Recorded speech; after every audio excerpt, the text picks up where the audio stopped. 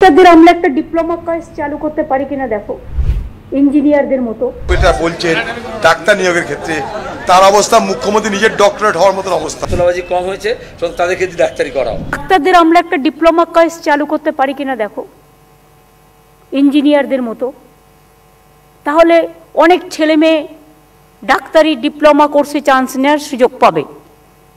তাতে original doctor যাদের আমি পাচ্ছি 5 বছরের ট্রেনিংয়ে, তাদের অনেকটা সময় যাচ্ছে, তাদের স্টাডি করতে হচ্ছে, পরীক্ষা দিতে হচ্ছে। অ্যাট দ্য সেম টাইম আমরা তাদের হসপিটালে জুনিয়র ডাক্তার হিসেবে কাজও করাচ্ছি।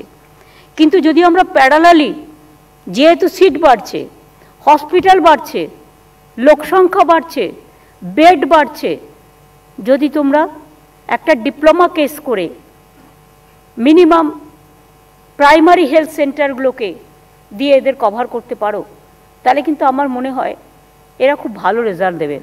যে নার্সে যারা সিনিয়র হয়ে গেছে তাদের একটা প্রমোশন দিয়ে তাদের ডক্টরটা তুমি বলতে পারবে না, বাট সেমি ডক্টর টাইপের যদি কিছু একটা করতে পারো।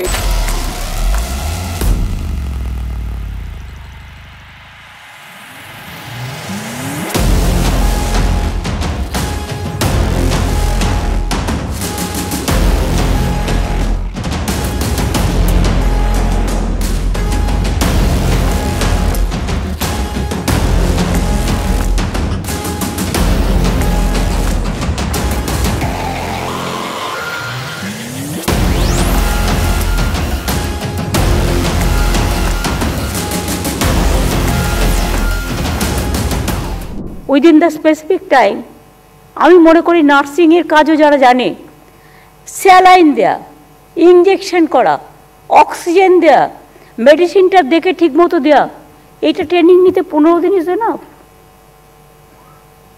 নার্সরা তো আর করবে না, অপারেশন করবে না। যারা সিনিয়র নার্স তো অলরেডি আছে, consider then the junior nurse, তাদের ট্রেনিং দাও। এবং এই কাজটা অ্যাভেলেবেল অনেক হসপিটাল হয়েছে, অনেক হসপিটাল হচ্ছে যেখানে ডাক্তার নেই, নার্স নেই।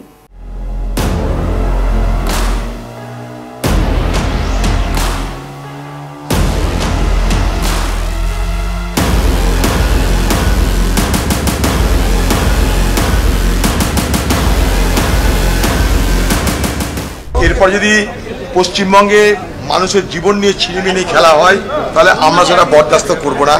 পশ্চিমবঙ্গে মুখ্যমন্ত্রী যে করছেন সমাধানের রাস্তা এটা বলছেন ডাক্তার নিয়োগের ক্ষেত্রে, তার অবস্থা মুখ্যমন্ত্রী নিজের ডক্টরেট হওয়ার মতো অবস্থা হবে। কিছুদিন আগে বলেছিল না সিভিককে দিয়ে পড়াবে মাস্টার, ওইরকম মমতা ব্যানার্জি বলতেই পারে যে এইসব যারা তোলাবাজিরা সব যুক্ত হয়েছে, এখন কাজ কারবার বন্ধ হচ্ছে, তোলাবাজি কম হয়েছে, তাদেরকে দিয়ে ডাক্তারি করাও।